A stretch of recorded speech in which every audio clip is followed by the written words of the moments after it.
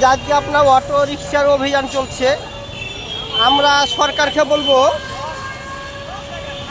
উদ্যোগ এই দেখেন অটোগুলো যে চলছে তাদের একটা অভিযান। আমরা মনে করি এই অভিযানটা কিন্তু আপনার পরীক্ষিত অভিযান না।